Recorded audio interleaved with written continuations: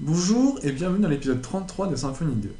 Alors aujourd'hui, je vous propose de faire un tutoriel, encore une fois, à mi-chemin entre le hors-sujet et la continuité de notre site e-commerce. C'est en fait tout simplement utiliser l'Ajax. L'Ajax, pourquoi faire? J'ai pensé, tout bête, hein, c'est vraiment commencer tout doucement. Si admettons ici, je saisis mon code postal, voilà, et bien j'aimerais que automatiquement, si ma base de données connaît la ville, elle me la renseigne ici. Voilà, histoire que je gagne du temps. Alors, comment on va faire ça? Parce que le but, c'est vraiment de ne pas rafraîchir la page. Alors, pour l'instant, ce que je vais demander de faire, c'est que tout simplement, j'ai trouvé sur le net, ici, un petit... alors, comment je pourrais dire expliquer ça? Voilà, j'ai trouvé un petit fichier SQL dans lequel on va avoir l'intégralité des villes de la France. Voilà, tout simplement. Alors on va l'importer. Donc celui-ci, je le mettrai à disposition sur le site, hein. Donc comme ça, vous n'avez plus qu'à le télécharger. Alors je l'ai mis quelque part. Donc c'est vraiment pas rangé mon PC, mais avec mes déplacements, j'ai vraiment pas le temps de ranger. Alors je l'ai mis quelque part. Alors je vais faire liste, hop, et je dois avoir un truc qui s'appelle Villefranche, voilà, c'est ça. Alors, une fois que j'ai fait ça, hop, je vais l'exécuter. Et là vous allez me dire, mais c'est bizarre, pourquoi on passe par PHP-MyAdmin? Tout simplement puisque la base, la table étant existante, on la recrée. Et là je vais vous montrer une petite astuce, tout simplement pour pouvoir utiliser cette table dans notre projet. C'est-à-dire créer les entités à partir de la table existante. Comme ça nous permet de voir aussi comment faire. Alors, je vais tout de suite dans le projet. Voilà. Pendant que ça importe, donc il y a quand même pas mal de villes, donc ça va être un petit peu long. Alors, voilà, on va vérifier que ça c'est bien importé. Et là on voit ville. Impeccable. Donc là on a bien toutes les villes. Alors, une fois qu'on a fait ça, on va exporter la table ville pour créer nos entités. Alors, comment fait-on ça? Alors, une fois de plus, Symfony, enfin Sensio Labs a pensé à tout. On va pouvoir tout simplement, voilà, exporter. Donc, on est obligé de l'exporter en YAML et après on va pouvoir l'exploiter en annotation. Alors, on va mettre en source, utilisateur bundle, ressources, et là c'est plus par convention que je le mets dans ce fichier là. Doctrine, metadata, ORM, et là c'est from database, c'est from-database, force. Voilà. Alors, hop. Donc si on fait ça, vous allez voir, voilà, il nous a exporté tous nos tables de notre base. Donc là, on peut voir qu'il a bien exporté ville dans notre fichier. Donc on va aller voir ça. Source, utilisateur.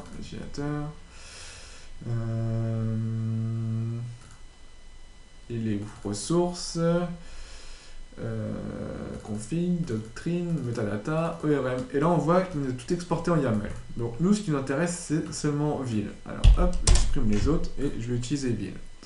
Alors maintenant, avec ville, ce qu'on va faire, tout simplement, on va transformer le fichier en annotation.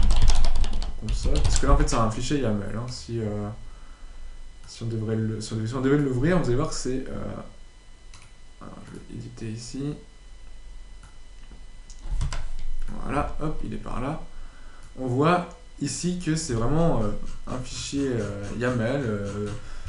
Voilà, exactement pareil qu'une annotation, sauf que en soi, nous YAML, on n'utilise pas trop, donc c'est pas vraiment ce qu'on veut. Alors, on va reprendre, nous, ce qu'on veut, c'est l'annotation.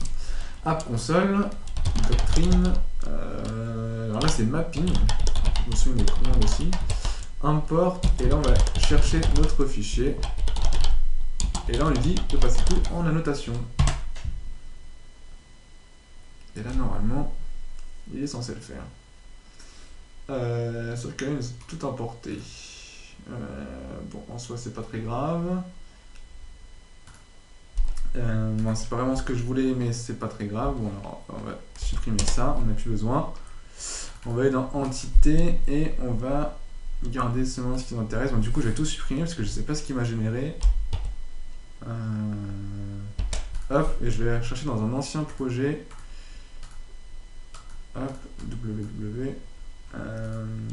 E-commerce hold, source, utilisateur, entité, et voilà, je vais juste prendre mes entités parce que.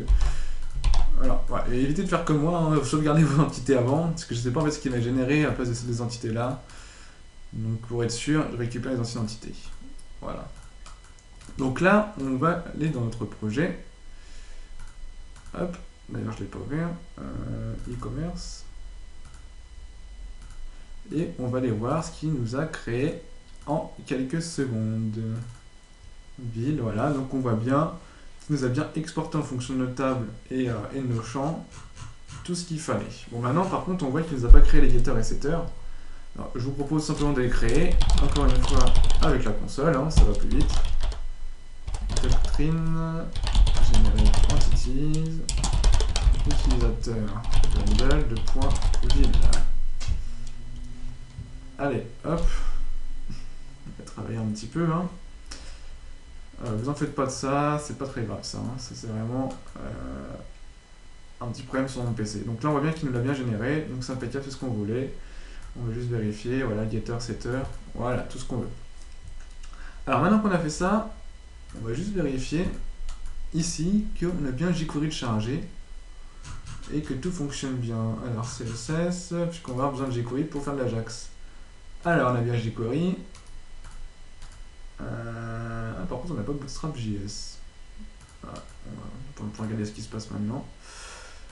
E-commerce, web, JS, Bootstrap.js. Tiens, on va regarder ce qui se passe. Hein. Hop, ressources, view, layout. Bah voilà déjà. Hop, on va corriger ça, hein, ça fera un petit bug en moins. Hop, on va vérifier que ça c'est stable. Ok, impeccable. Donc ça c'était pas vraiment utile, mais bon, au moins on a un fichier qui fonctionne bien et qui n'a pas de 404. Alors maintenant, on va créer dans Web, JS, un fichier JS. Voilà, je sais pas, on peut l'appeler main.js par exemple.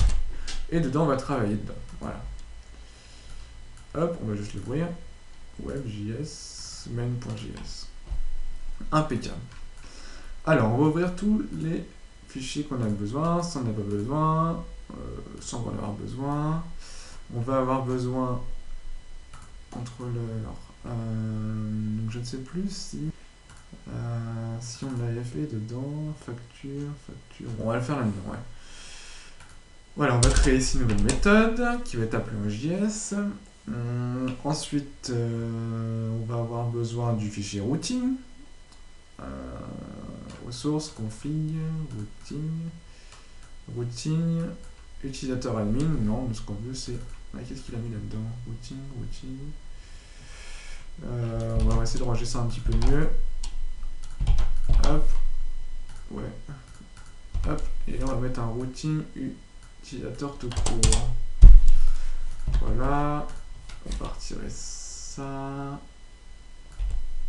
Voilà. Et là-dedans, j'ai quoi? Routing admin. Facture. On va essayer de ranger ça un petit peu mieux. Hein. Tac. Ça, on va le prendre et on va le mettre ici. Voilà. Et comme ça, on va le prendre aussi. Hop. Et on va le mettre. Hop. Et voilà. Donc là, on avait déjà fait ça précédemment. Pour tout le côté bundle e-commerce. Là, je range juste un peu mes routes. Un routing qui inclut le routing user classique et routing user admin. Voilà, routing utilisateur, facture, voilà. Juste vérifier que tout fonctionne bien, qu'on n'ait pas cassé les routes. Voilà. Alors, on va créer ici, comment on pourrait appeler ça? Livraison, non pas livraison parce que ça peut être une route générale, on peut appeler ça get city par exemple, ou get ville, ou ville tout court. On Alors vous l'appelez comme vous voulez, hein. J'ai pas trop d'idées aujourd'hui. Pattern. Alors, on va avoir besoin juste de ville, slash, et ici, le département, donc code postal. Le default, on va aller chercher ici. Ah, tiens, je vais faire ça, ça va être mieux. On va aller chercher utilisateur contrôleur, donc utilisateur, et on va l'appeler ville. Voilà, toujours pas d'inspiration pour aujourd'hui. Ici, on va créer notre méthode qui va être appelée par notre route. Alors, ville action. Et là, vous vous dites, mais qu'est-ce qu'il fait? Il va recharger, si on fait ça, on va forcément recharger la page. Eh bien non, vous allez voir que l'Ajax est magique. Alors ça, je pense qu'on peut le fermer. On va juste tester ici que ça fonctionne bien en faisant un die OK. Hop, je vais copier ça. Ici, je vais marquer ville slash 76 310. OK, bon, ça fonctionne. Alors maintenant, on va avoir besoin de quoi? On va avoir besoin dans cette méthode de récupérer déjà l'entity manager et en fonction du code postal, récupérer la ville. Alors je vais juste prendre ça, ça va m'arrêter d'écrire et on va modifier. Alors on va mettre ville avec sans S, comme ça ça sera mieux. Alors on va chercher dans ville avec un S, sauf que c'est pas dans e-commerce, c'est dans utilisateur bundle. Oula. Et là on va faire un find by one. On va récupérer une seule ville et on va utiliser le code postal. Voilà. Code postal. Ici on va dire si il y a une ville, tu me retournes la ville. Donc on va faire une variable ville égale donc c'est ville. Alors dans ce cas là je vais pas faire ville ici, je vais faire ville code postal. Voilà, et là je vais faire ville code postal et on va faire un get. Donc il me semble que c'est, alors je sais pas ce qu'il a mis, il doit y avoir un ville nom, voilà c'est ça, on va même faire ça. Hop. Un get ville nom. Voilà. Sinon, on va lui dire de retourner nul, et comme ça, parce qu'on sait jamais, peut-être qu'il n'y a pas toutes les villes, donc au cas où, voilà, comme ça, l'utilisateur pourra saisir sa ville. Alors, on va juste faire un die de ville, pour voir si ça fonctionne. Alors, on va utiliser 76 310, donc là il me dit has no field find by one. Find by one, oui c'est normal, c'est find one by. Voilà, et là. Ah, et on va peut-être passer un tableau, ce serait mieux. Décidément, je suis vraiment pas réveillé. Alors, ici c'est ville, je sais pas comment j'ai appelé. Enfin, du coup, comment la personne qui a créé le fichier SQL l'a appelé. Il n'y a pas un ville postcode ou un ville code postal. Voilà, ça va être ça. Hop, ville code postal. Et là, on oublie un petit. Voilà, ça devrait être pas mal. Et là, du coup, c'est ça qu'on vérifie. Et là, on a bien cette adresse. Une magnifique ville, je fais une petite promo en même temps. Et là, je sais pas, on va mettre un code postal qui n'existerait peut-être pas. Voilà. Voilà, ça retourne rien. Donc je suppose que ça retourne nul. Donc c'est vraiment ce qu'on veut. Donc là, impeccable. On a quasiment notre vue fonctionnelle. Donc c'est ce qu'on veut. On va peut-être inclure dès maintenant, pour pas que je l'oublie, un component use. Donc c'est Symfony anti-slash component anti-slash http. Ah merci, j'ai cru que tu n'avais jamais fait auto-complétion. Et c'est response, voilà. On va l'inclure maintenant puisqu'on va en avoir besoin après. Donc là, on va pouvoir passer à l'Ajax. Ou du moins, non pas tout de suite. Donc, on va faire d'abord une petite chose. On va juste faire un return. Donc là, je vous propose de faire le return, mais façon JSON. JSON response. Donc là, vous allez me dire, mais c'est quoi ça? Non, je voulais pas tout ça. Response, voilà. Et bien tout simplement, le JSON response, c'est pour retourner automatiquement une valeur en JSON. C'est-à-dire qu'il sera déjà tout fait en JSON et on pourra récupérer dans notre Ajax. Voilà, tout simplement. Donc ici, on retourne le response, set data, et là, on passe ce qu'on a besoin. Nous, en l'occurrence, c'est vide. Voilà. On ne peut pas passer un response classique, du moins, c'est vraiment pas conseillé. Donc, on fait comme ça. Alors, une fois qu'on a fait ça, on va pouvoir ici travailler. Je vais juste vérifier d'ailleurs que ça fonctionne bien. Tac, tac, tac, tac, ça tourne, ça mouline, il doit y avoir une erreur, j'imagine. Oui, oui, oui, Symfony. Ah oui, c'est JSON response que je voulais retourner, c'est pas un response tout court. C'est bien HTTP, donc là, j'ai fait une petite erreur. Voilà, j'ai voulu aller trop vite. Voilà, donc là, on va qu'il nous retourne bien un JSON. Donc, oui, c'est juste un tableau remanié à la JSON. Hein. On met quelque chose de 76-310. Là, on a nul, et voilà, on a cette adresse. Donc, tout ça, ça va être lisible et récupérable par le JS. Alors, commençons par le JS. Donc, il faut avoir une petite connaissance quand même de jQuery pour pouvoir comprendre un minimum. Alors là, on va juste vérifier que jQuery est bien chargé avant de lancer la fonction. Hop, voilà. Jusqu'ici, j'espère avoir perdu personne. Autre chose, on va avoir besoin ici d'appliquer une classe, donc une classe en CSS pour pouvoir récupérer la valeur. Alors en l'occurrence, on va pas mettre ID parce qu'il est beaucoup trop long et c'est pas très beau. Je propose de modifier le formulaire. Utilisateur adresse. Voilà, de modifier ce formulaire et d'y appliquer une petite classe. Classe en CSS. Hein. Nul, array, attr, donc attribute, array, et donc classe. Voilà. On va mettre CP pour code postal. Hein. Et on va aussi mettre un max length, puisque on peut avoir que 5 caractères maximum. Voilà. Hop, une petite virgule à moi qui écrit. On va faire pareil pour ville. Donc là je mets nul parce qu'on pourrait mettre texte, hein, mais vu qu'il le connaît déjà. Hein. Array. Attribute. Array.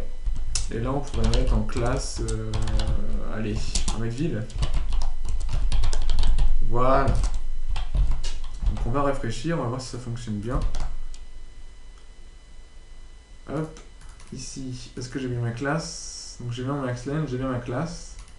Et ici, j'ai également ma classe build. Ok, impeccable. Alors maintenant, ce qu'on va faire, tac tac tac tac, c'est qu'ici, on va lui dire, en premier lieu, de vérifier à chaque fois qu'il y a une touche qui est relâchée dans notre champ code postal. Voilà, donc code postal point key hop function. Donc là on va lancer une fonction dès que la touche est relâchée.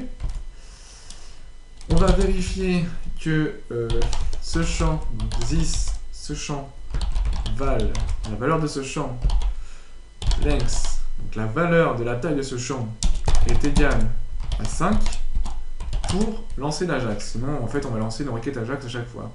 Donc, c'est pas très optimisé. Le but, c'est d'optimiser toujours notre code. Donc là, ce qui veut dire, en fait, qu'il va rentrer dans cette condition uniquement si j'ai bien 76, 300, 310. Voilà, si j'ai bien 5 champs. Si j'ai bien 5 caractères. Si j'ai bien 5 caractères, il va rentrer ici. Alors, je vous propose de vérifier. On va faire un petit console log. Ok. Ok, ok. Voilà. Alors, hop, on actualise. On fait un petit F12, console, et là on voit qu'on a une petite erreur. Pourquoi qu'il me dit ça? Min.map. Min.map. Min.map. Ouais, je ne sais pas ce que c'est le min.map. Là, j'ai pas eu vraiment le temps de chercher. Donc, hop, livraison, je sais pas ce que c'est. Non, je sais pas. Je regarderai plus tard. Nous, ce qui nous intéresse, c'est partir sur le JS. Donc, je vais pas perdre de temps et je regarderai. Alors, nous, on va inclure notre fichier. Hop, JavaScript, si on veut que ça fonctionne. Voilà, donc je copie cette ligne-là. On va faire un petit main. .js. Alors, on va actualiser. Et on va voir si celle-ci est bien chargée. Alors, main. Donc là, il est bien là. Et il nous ouvre bien quelque chose. Voilà. Alors, je peux fermer tout ça. Et donc, on va tester ici, donc 76310. Voilà, on voit bien que lorsque j'ai tapé 5 caractères, il me dit bien OK, OK. Donc là, si j'en retire, il ne m'écrit pas OK, OK. Mais si je mets, hop, j'arrive à 5, on voit qu'il a bien lancé 2 fois, 3 fois. Voilà, donc c'est bien ce qu'on veut. Alors, on va pouvoir rentrer dans le vif du sujet. Alors, comment fait-on une requête Ajax? Tout simplement, on va commencer par .ajax. Voilà, jusqu'ici tout va bien. On va lancer ça, hop, on ferme ici. Alors, ici on va dire le type. Donc nous en l'occurrence, on va utiliser get. On passe par du get. On va utiliser l'URL. Donc l'URL, hop, non c'est pas ça que je voulais. Voilà, c'est ça. C'est l'URL qu'on a utilisé pour accéder à notre méthode. Voilà, tout simplement celle-ci. Donc on va mettre cette URL là. Donc là vous allez me dire mais c'est pas très judicieux de mettre cette URL là puisque demain votre URL peut changer. Là je vais vous répondre oui. Alors sachez qu'il y a une solution, seulement on va pas l'avoir aujourd'hui. Voilà, mais pour l'instant on met cette URL en dur et on modifiera plus tard. Voilà. Alors ici on ne dit pas que c'est le code postal qu'on récupère. Alors pour récupérer le code postal, on a juste à lui faire this.val pour récupérer la valeur du champ. Ensuite, pourquoi j'ai mis ça? C'est ça. Après l'URL, on va faire un before send, qui va pouvoir faire un traitement avant d'envoyer. C'est before send. Function. Et là, on va faire à l'intérieur du before send une petite fonction. Pour l'instant, on va juste faire un console.log. Ça charge. Voilà. Après. Hop. Non, c'est là. Hop. Voilà. Ensuite, on va faire un success. Qui lui va nous dire, bah, quand c'est fini, qu'est-ce que je fais, quoi. Alors, fonction. Donc là, on va récupérer data. Donc, c'est l'objet qui est retourné. C'est même pas un objet, c'est le JSON qui est retourné par notre méthode. Donc en l'occurrence c'est bien ville, ouais c'est ça, oui c'est ville la classe, oui c'est ça, ville, et là on va récupérer la valeur, donc le data point ville, voilà, et un petit console.log ville, ok, voilà, pour voir si ça fonctionne bien. Tac, tac, tac, tac. Ouais, c'est pas mal. Je pense que j'ai rien oublié. Voilà. Ok. Et ici, on va lui dire sinon. Sinon, on fera quelque chose après. Voilà. On va faire maintenant, on va vérifier si tout ça fonctionne. Alors, on actualise. Donc là, je pense pas que ça va fonctionner du premier coup. Du moins, je serais très surpris. 76.310. Donc là, il nous a fait quoi? Donc là, il nous a bien dit ville OK, ça charge ville OK. Ok, bah c'est très bien, sauf qu'il n'a pas ici rempli le champ ville. Alors, qu'est-ce qui se passe? Ah bah, c'est encore une fois une petite erreur bête. Comme quoi, RAM peut fonctionner du premier coup. Il faut bien lui dire que c'est la classe en fait. J'ai oublié le point pour dire c'est la classe. Alors, 76.310. Hop, et là, on voit bien qu'il nous a rempli cet adresse tout seul. Donc en fait, il est parti appeler l'URL en cachette, entre guillemets, donc l'URL qu'on a passé. Il a passé à cette URL le code postal, ici, donc le code postal saisi dans le champ code postal. Ensuite, la méthode, l'URL qui était appelée, Et donc la méthode par conséquent lui retourne le JSON. Nous, le JSON, on le récupère ici. On va le lire, et tout simplement, donc on va le lire ici. On va lui dire, champ ville, tu donnes la valeur de la ville récupérée par le JSON. Voilà, tout simplement. J'espère n'avoir perdu personne. Alors, là, on va voir que si je retire voilà, quelque chose, on voit que cette adresse reste. Donc, c'est pas top top. Moi, ce que je voudrais, c'est hop, .ville, .val, allez, tu mets rien. Comme ça, si c'est pas égal à 5, hop, on va voir tout de suite, 76, 70. Il me remplit son adresse, si c'est pas égal à 5, hop, on voit que c'est parti. Hop, bon, là c'est l'autocomplétion de Google qui met, mais là on voit que tout est parti. Donc c'est plutôt pas mal. Alors on a encore un petit peu de temps. Je vous propose par fantaisie de coller un petit ici un petit logo qui permet de faire un petit loading en fait. Donc je propose d'aller chercher un petit loading sur Google. Je sais pas où est-ce qu'on loading, où est-ce qu'on pourrait voir ça. Hop, image. Voilà, ça me paraît gros tout ça là. Je veux pas un très gros moi. On va mettre je sais pas, 30 x 30.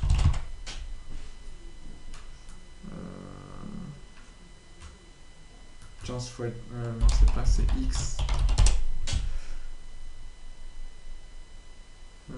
Celui-là. Ouais, allez on va mettre ça.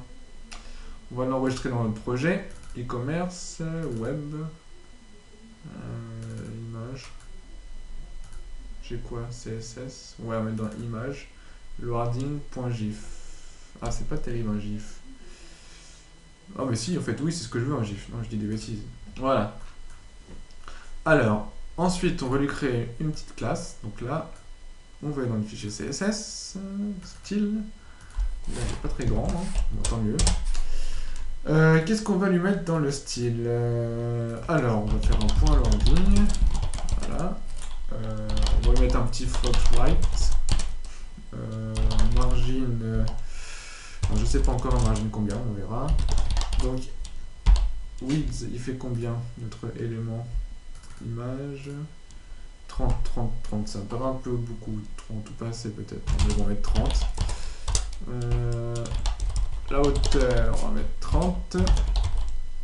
On va mettre un display block de préférence, comme ça, et si on fait un problème.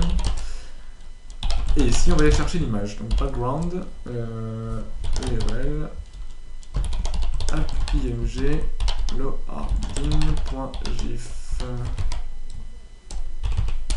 Voilà. Alors, je vais maintenant aller dans notre fichier, voilà, ici, et pendant le chargement, donc pour montrer qu'on va faire une action, on va afficher ici ou ici, hein, non, si je veux le mettre ici, juste à côté, là on va le mettre à côté, le petit loading qui se mettrait ici, qui va tourner. Alors comment fait-on ça? Bah, c'est tout simple, hein. On dira merci à jQuery. On va lui dire ici, form, point ville, point, donc on va remonter d'un cran, parent, et on va y affecter ici le div qu'on a besoin. Donc c'est div, classe, loading, on va l'appeler comme ça dans le CSS, et on va faire le div. Voilà, et une fois que ce sera un succès, on va simplement lui dire point loading, remove, voilà, on le dégage. Pour être plus poli, on le supprime. Alors, on va vérifier que ça fonctionne. Alors, 76 310. Et là, en l'occurrence, on voit qu'il n'est pas apparu. Web image, donc là, il me dit loading.gif. Pourquoi j'ai mis image? Style image, c'est pas image. C'était img. C'est bien ça? Ouais, img. Ah, c'est l'habitude de travailler sur un web projet où j'ai un dossier image. Alors on va vérifier 310. Ah, on voit bien qu'il voilà, vous l'avez vu tourner, donc ce fut très court puisque je suis en local. Mais ça a fonctionné. Par contre, il était un petit peu loin, donc on va faire un petit test. Hop. Voilà, on voit qu'il est un peu loin, donc on va lui mettre une petite margin. À vue de nez, je dirais margin donc white de 100 et 115. On actualise. 76 310. Impeccable. J'ai pas été trop loin. Donc c'est pas mal. Donc là on voit voilà, qu'il y a le petit logo qui tourne. Bon, par contre, il y a un petit bug, enfin en soi c'est pas vraiment un bug, mais ça paraît logique, c'est quand on en a plusieurs, on voit qu'il y en a plein qui apparaissent. Alors, pour éviter ce petit problème, il suffit ici de faire une condition, en lui disant, bah s'il existe déjà, ce petit loading, bah, tu ne me le raffiches pas. Donc on va faire un if loading.length égal à 0, donc s'il est égal à 0, hop, tu peux me l'afficher.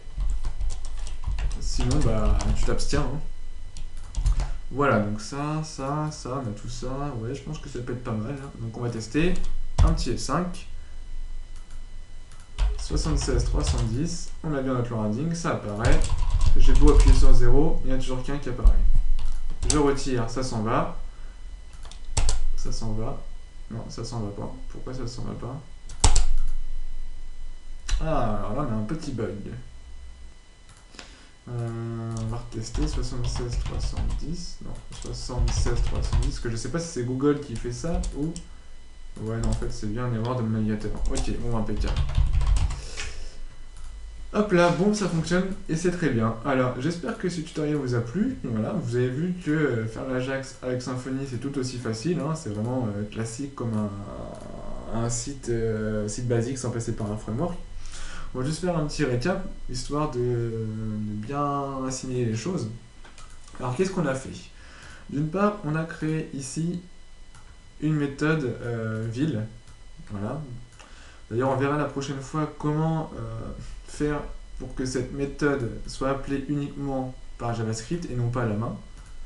Donc ça peut être pas mal. Ça protège un peu la méthode, ça évite qu'on la lance à la main. Donc on verra comment faire la fois prochaine, puisqu'on n'a pas fini. On va revenir à la fin. Alors, je reprends mon explication. On a créé notre méthode qui retourne en fonction du code postal la ville. Si la ville n'existe pas, donc il retournera un nul. Voilà. Ensuite, cette méthode retourne un JSON, donc c'est lisible par JavaScript, qui va comporter notre ville. En l'occurrence, s'il n'y a toujours pas de ville, il comportera un nul. Voilà. On n'oublie pas la route qui va faire appel à cette méthode. Voilà. Donc on a bien ville, le code postal. Hein. D'ailleurs, c'est une méthode get. Si vous voulez rajouter, vous pouvez. Ensuite, on a notre entité ville, voilà, donc, qui est ici. Hein, donc on a, entre guillemets, généré grâce à la table qu'on a ajoutée dans notre base de données. Voilà, donc classique. Hein. Après, tac, utilisateur, donc ça on a vu, on a vu. Ici, on a juste créé une petite classe CSS, basique encore également, qui va nous permettre d'afficher notre petit logo loading.